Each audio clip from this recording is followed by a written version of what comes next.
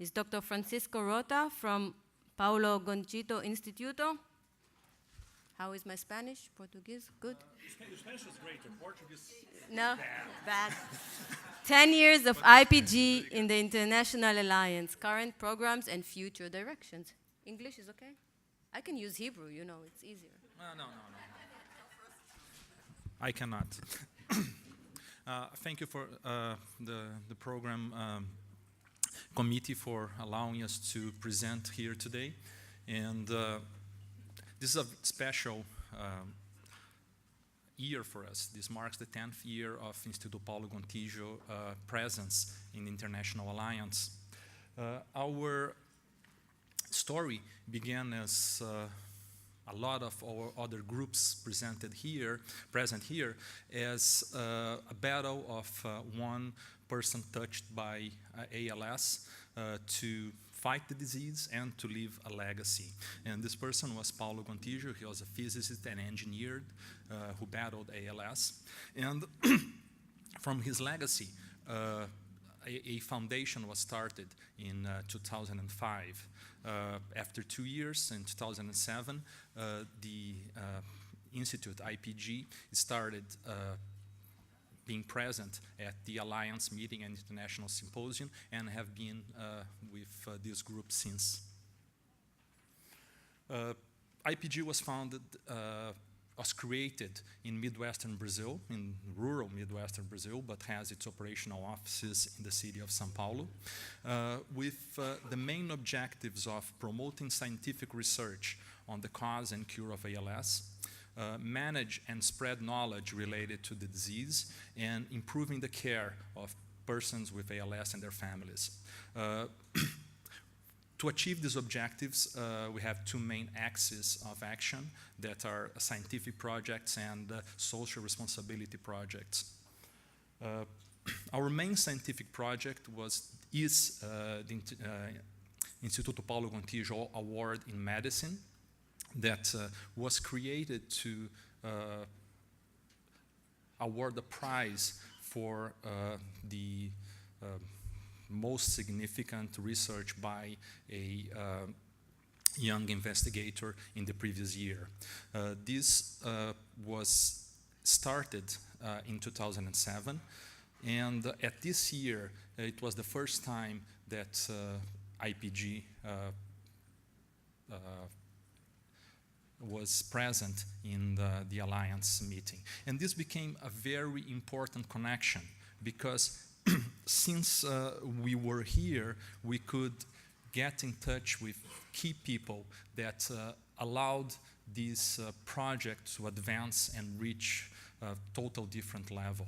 And I take a special I take special notice to highlight the connection with Dean Norris that was instrumental to get us in touch with Brian Dickey, Dr. Brian Dickey from the M&D Association, that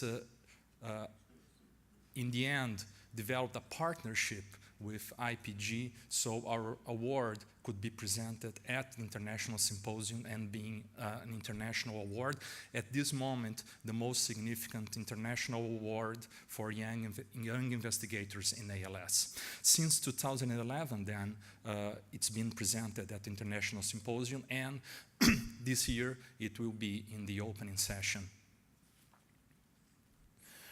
This award has received submissions so far from 105 different researchers from 17 countries, representing work from all over the world.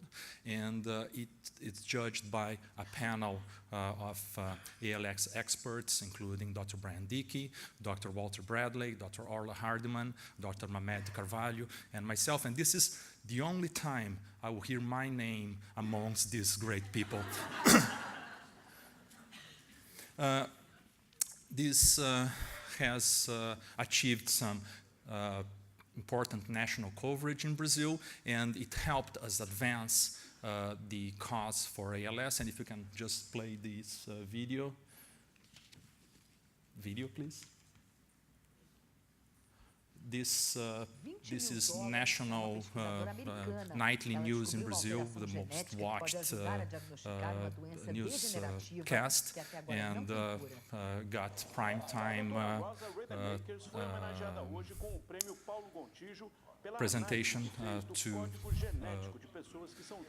show the last prize. So with that, a partnership also started between IPG and the national media, and you can stop right now and we'll just go ahead.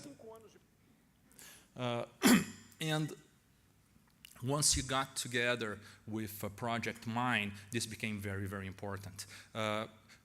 Project Mine was another opportunity that we thought would be a great idea to get more hands-on research, get involved more directly in research, not only as a sponsor, but also as having our research department analyze some results. And that was started with a partnership with the Human Genome Center from University of São Paulo. And although we have a very small target sample, we have already achieved 50% of it despite the recent economic crisis in the country. But that's when people living with ALS started changing our direction, started actually making corrections to the directions we are going. Once we started getting more visibility, we started receiving requests from people. And these requests were related to, well, why don't we help raise awareness for the disease?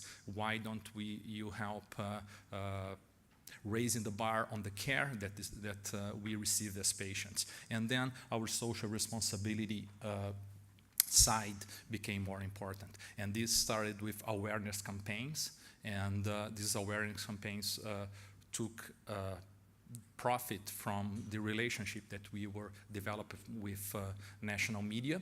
And we presented this short video a couple of years ago in one of the Alliance meetings, but I think it's very nice, and you can play the video, please. We have a national campaign that was ran at a very low cost and had a very high success rate as far as responses from the public.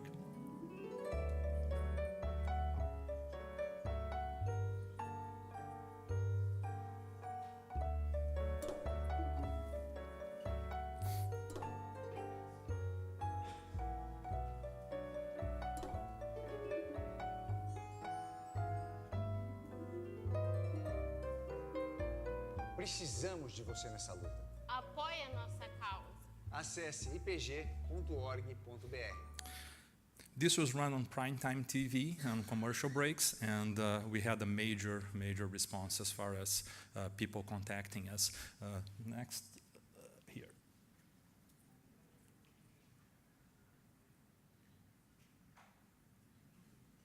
Oops. Okay, and that also gave us access to a body of volunteers that approached us, and we started using them for fundraising, awareness, and also patient care. Oops, no, again. Okay, just 1 second. I think that, I'm sorry. Okay.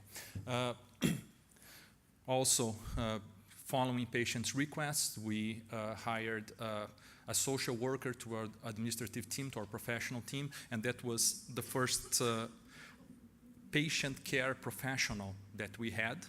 And she started doing her work both in person and remote. And nowadays, she makes contacts with 300 families around the country every month. Also from patients' requests, we started an equipment loan program. We have hospital beds, wheelchairs, lifts, and communications devices being loaned to people while they wait for the national system to grant their requests. And more recently, medical care, because some of these patients just wanted a second opinion or wanted to check if the quality of the care they were receiving was good enough. With this medical care team, we are also partnering with a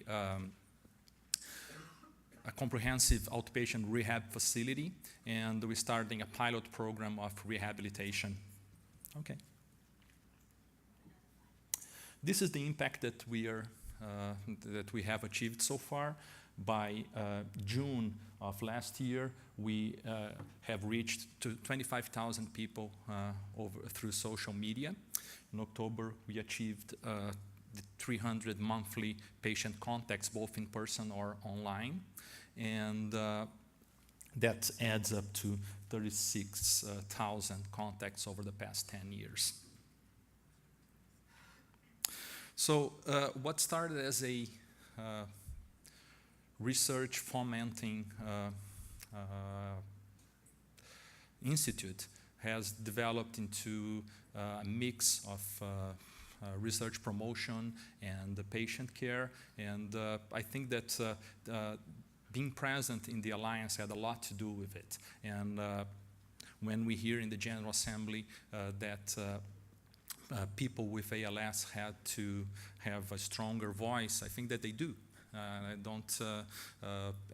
the way they have moved us around in the right direction, I think it shows that. We have also published some literature. This is my Umbrella, which is a catalog of assistive technology that's targeted for the patient. We have this both online in an interactive mode and in print. The ALS manual was the first comprehensive Latin American ALS manual for rehab and medical care. We had 4,000 print, and it was distributed free and on PDF online. And just this year now, we printed a legal guide for the ALS patients. Also, this is very comprehensive, and although it said to be published in 2018, it was just out. Thank you so much.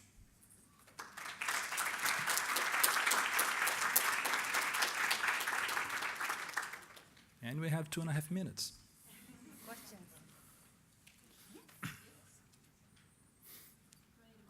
Do you have a mic? Here.